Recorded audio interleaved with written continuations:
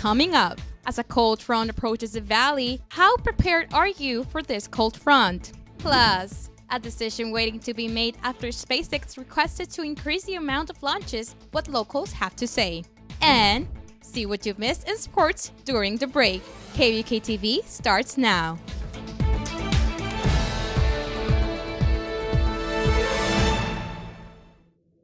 Welcome back, vaqueros. Happy first day of school. I am Fernanda Gonzalez, and this is the first spring edition of KVAQ-TV. We're live from our Edinburgh studio. Today is Wednesday, January 22nd, and now to our top story.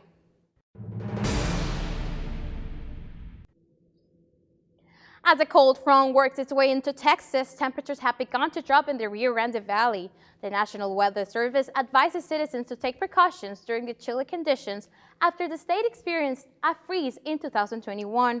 Our reporter Perla Cortez is outside our studio. Perla, what's it like that out there? Hey Fernanda, it is so cold outside. I just checked the degrees and it's currently 27 degrees, but it feels like 23. It is a lot worse than it was yesterday. And as you can see behind me, the lawn in front of the chapel and near the student union, it is covered in frost. You know, on the way here to the studio, all the roads were covered in ice and even the empty fields out there. You know, KVAQ-TV reached out to the National Weather Service for meteorologists, and we interviewed a resident from Roma, Texas, who shared her story with us.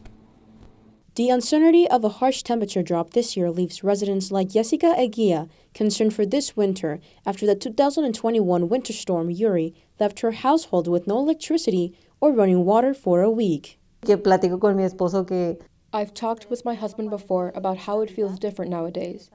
Christmas does not feel the same because of the warm temperatures.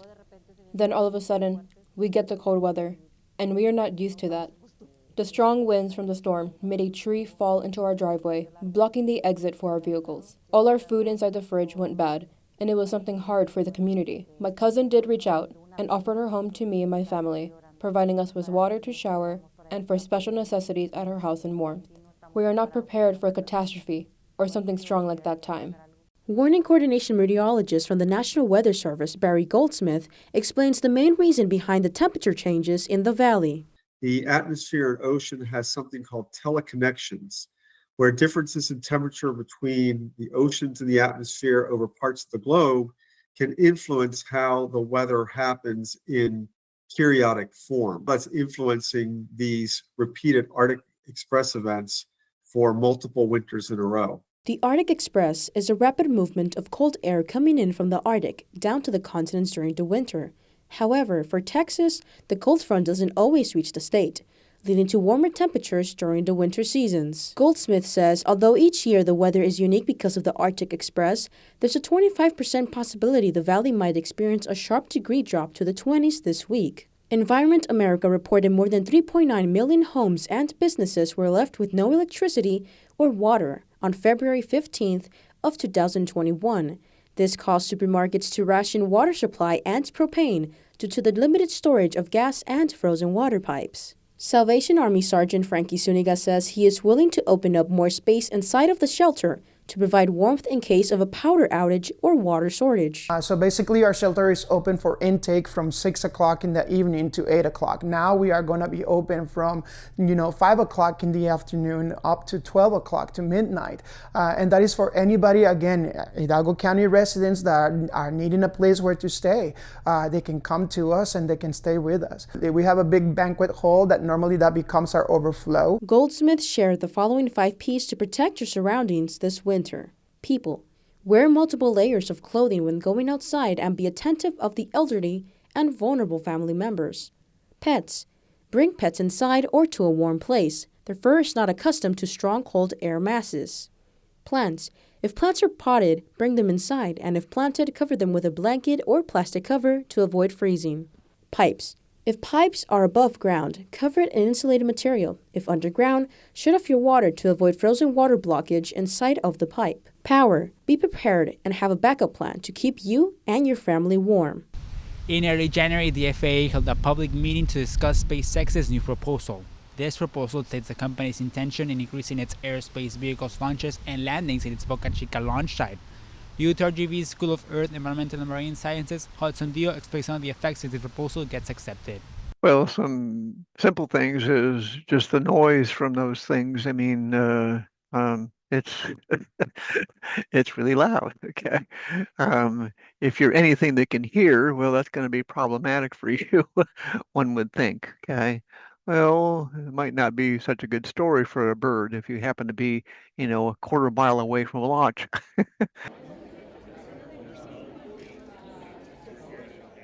Federal law required the FAA to conduct a review of the environmental impact before the SpaceX facility was established.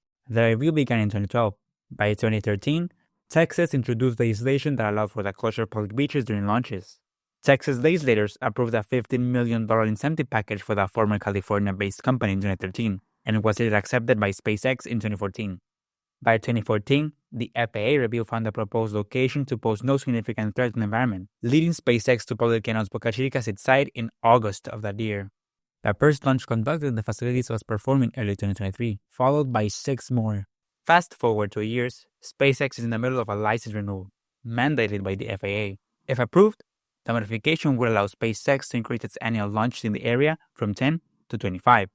Including 50 landings of its airspace vehicles to continue enhancing technology. A suggested change in the SpaceX operations led to an active investigation by the FAA that began in 2024 to analyze the potential environmental impact. The initial investigation found no significant impact on matters such as air quality, land use, and children's health. The U.S. Fish and Wildlife Services is still researching categories such as the impact on endangered species. Dio explains how the launches will affect the environment in the Rio Grande Valley. I can't say I know that's going to have a dramatic negative impact on the bird species, but birds are a part of South Bay ecosystem and they use it. I see them there. And so a simple thing would be if there's less fish, there'll probably be less birds, but there's less for them to eat. This investigation requires public commentary to identify concerns and answer questions. Some locals expressed concern over the proposal, seeing SpaceX's launch site as a threat to the Boca Chica environment. They have already destroyed and contaminated and polluted a lot of the land and water out there at the Boca Chica area. And SpaceX claims that they're not making any environmental impact, that they're not polluting the water. But they have been in violation of the Clean Water Act, so that means SpaceX is lying.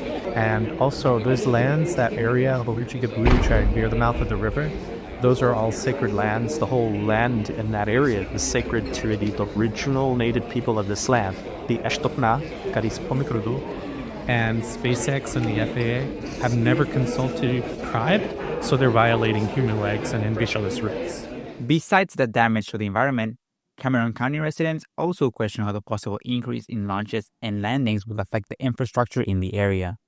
We need another EPA study being done for the quality of the environment, how it's going to affect the environment, the damage it's going to do to our building structures. Causeway is the one I'm really concerned about because it's our only link to Padre Island, and a lot of us have condos on the island. The last U.S. Environmental Protection Agency investigation was conducted in 2024 and found SpaceX violating Texas environmental quality and water control laws. People outside of Cameron County have a different take on the matter, as they show excitement for the technological achievements performed by SpaceX that put them above other tech giants. None of the other aerospace companies are even coming close to even attempting these advancements, taking a risk. I'm amazed at what they've done so far and what they're still in attempt to do. For a full timeline of the history of SpaceX's starbase in Boca Chica, check out the story on our website. Both the FAA and SpaceX declined to comment on asking questions at the FAA meeting. The final environmental assessment will be completed in the coming weeks, which will be followed by a decision for a license renewal or modification for SpaceX. For KVAQ-TV in Brownsville, Victor Ortega. Around 190 turtles are now back at the Gulf after a cold stun last week. Last Wednesday, Sea Turtle Inc. released hundreds of turtles at the Cameron County Beach Access 4. A cold stun event is when the water temperature drops lower than 50 degrees, and as a consequence, sea turtles struggle to regulate their own body temperature.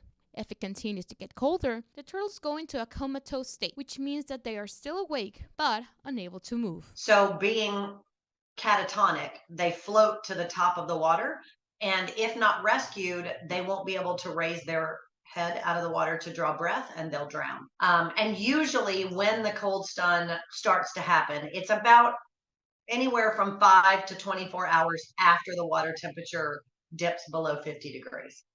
And then our response looks like, immediate deployment of boats and on-foot volunteers.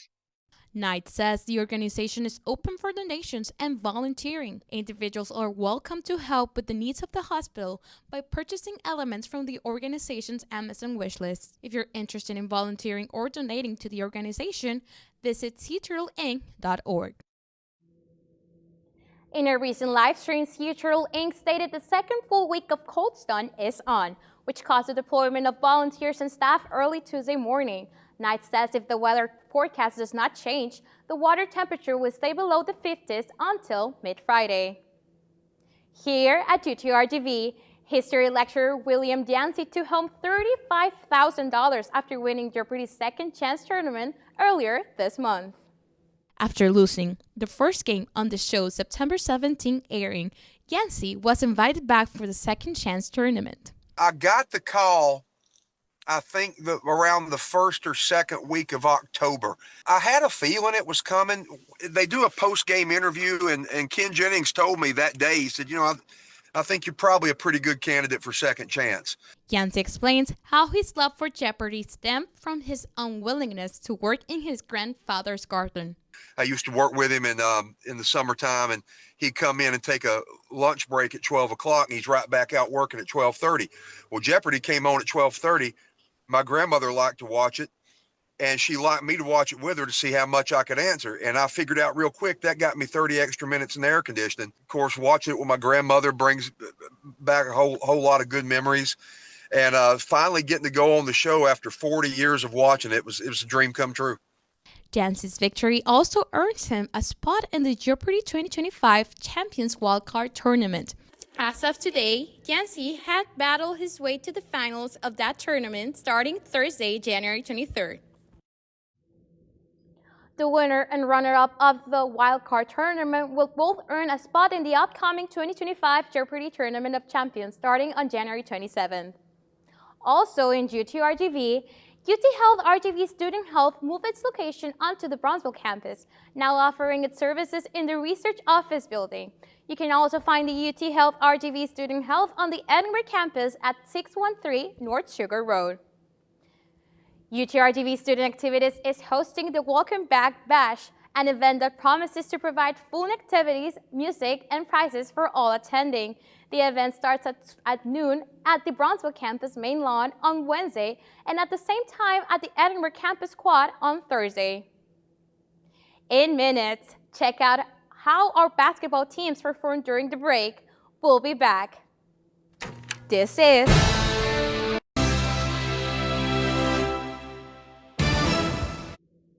You're watching KVAQ-TV Sports, and we have a lot to cover, so let's jump right in. UTRGV's Fieldhouse is filled with spirit for UTRGV's Men's Basketball Monday Madness. Men's Basketball also announced the promotion for the remainder of Monday home games this season, a chance for fans to celebrate.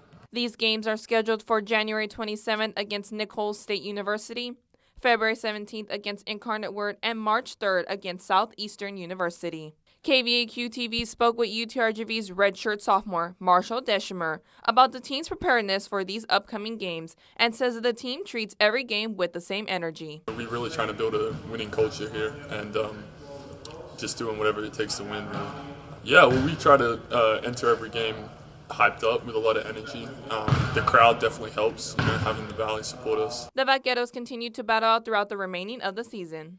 Now for women's basketball. UTRGV women's basketball continues the season with intense practices and games, which started last Monday. The UTRGV Department of Intercollegiate Athletics announced junior Charlotte O'Keefe of the women's basketball team the Killers Golf UTRGV Student Athlete of the Week. O'Keefe ranks third nationally in total rebounds with 101, 7th in rebounds per game with 11.2 on average, and 8th in defensive rebounds per game, 4.5. She also tops the Southland Conference in defensive rebounds per games and double-doubles. Personally, I don't change how I prepare, so the ups and downs are just part of basketball. We have great chemistry, and we try to keep all of our practices, games, very high energy, whether we're on the floor or the bench. We try and really stay positive, high energy, and support each other. Women's basketball head coach Lane Lord fills in on the team's work on and off game days. We got a great group of kids that get along with each other, and you can see it on the court during games. They all pull for one another. We started our first season in the Southland Conference this year, and we're 4-2 to start, so we're off to a good start. We're just continually trying to get better, and on both ends of the floor. I think our practice habits have been really good. Our attention to detail has been good. I think we're getting better as the season goes, which is nice to see. That's all for basketball this week. Now to the natatorium. The Vaqueros overall is 5-7 at the Air Force Quad Meet at the United States Air Force in Colorado. UTRGV was unable to overcome Air Force, Northern Colorado, and Colorado School of Mines. However, the Vaqueros still secured their top 5 finishes and 12 top 10 finishes. Up next, on January 24th, UTRGV competes against North Texas here at home at the PSG Natatorium. For game results, visit utrgvtv.com. For KVAQ-TV in Edinburgh, Desiree Villanueva. Thank you for joining us, Vaqueros. Watch us Monday through Friday on VCAT's monitors and social media. Have a great week and an amazing semester, Vaqueros. For KVAQ-TV, I am Fernanda Gonzalez. Visa.